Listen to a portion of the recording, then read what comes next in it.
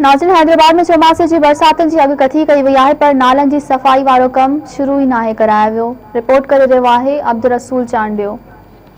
जी हाँ, बिल्कुल मुस्बित खाते तरफ़ां कराची खां पोइ हैदराबाद में बरसात की अॻकथी कई वई आहे, जंहिं त ज़िले हुकूमत तरफ़ां हैदराबाद जा मुख़्तलिफ़ जेके नाला आहिनि, हैदराबाद में 4 वॾा नाला आहिनि जंहिंजी अञा ताईं सफ़ाई जेका आहे उहा नथी सघी आहे। जॾहिं त हैदराबाद शहर में पाणी जी निकासी जा 2 सिस्टम आहिनि, जॾहिं त हिकिड़ो अंडरग्राउंड सिस्टम आहे, ॿियो ओपन सिस्टम आहे। जॾहिं त अंडरग्राउंड जेको सिस्टम आहे उनखे म्यूनिसिपल कॉर्पोरेशन ॾिसंदी आहे, जॾहिं त ओपन जेको सिस्टम आहे उनखे वासा तरफ़ां ॾिठो वेंदो आहे। हैदराबाद जा जेके 4 वॾा नाला आहिनि उनजी सफ़ाई नथी सघी आहे, जंहिं सबबि मादे जीअं हिन साल बि चौमासे जी बरसातुनि में हैदराबाद शहर जो 95% बुॾण जो ख़तरो आहे। माज़ी में बरसातूं पयूं, वॾे तइदाद में जेके नाला हुआ उनजी सफ़ाई न कई वई, जॾहिं त नालनि जी सफ़ाई जे मद में म्यूनिसिपल कॉर्पोरेशन तरफ़ां बजट बि रखी वई, पर नालनि जी सफ़ाई करण बदिरां उहा जेका बजट आहे उहे कामोरा तोड़े चूंडियल नुमाइंदा हड़प करे विया, जंहिं सबबि हैदराबाद 95% ॿुॾी वियो। हिन साल बि हैदराबाद जे ॿुॾण जो ख़तरो आहे। इन हवाले सां असांजी MD वासा सां ॻाल्हि ॿोल थी आहे। हुनजो चवणु आहे त हुननि नालनि जी सफ़ाई लाइ 10 करोड़ रुपयनि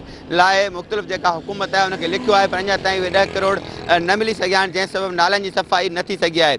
बेतरक मां तव्हांखे ॿुधाईंदो हलां, डिप्टी कमिश्नर हैदराबाद तरफ़ां रेन एमरजेंसी लागू करे हैदराबाद शहर जा जेके मुख़्तलिफ़ जेके इलाइक़ा आहिनि उन मुख़्तलिफ़ जेके मुलाज़िम आहिनि उन्हनि जूं जेके मोकलूं आहिनि उहे पिणु रद्द कयूं वियूं आहिनि। जॾहिं त DHO हैदराबाद तरफ़ां मुख़्तलिफ़ इस्पतालुनि जूं मोकलूं कयूं, मुख़्तलिफ़ इस्पतालुनि जो दौरो कयो आहे, जॾहिं दौरे दौरान मुख़्तलिफ़ जेके हेल्थ खाते जा जेके मुलाज़िम आहिनि उन जूं मोकलूं पिणु उन मनसूख़ करे छॾियूं आहिनि। हैदराबाद शहरनि सां बि असांजी ॻाल्हि ॿोल थी आहे। हुनजो चवणु आहे त नालनि जी सफ़ाई न थियण ते उन्हनि खे ख़दशो आहे त हुननि जा इलाइक़ा पाणी हेठि ईंदा।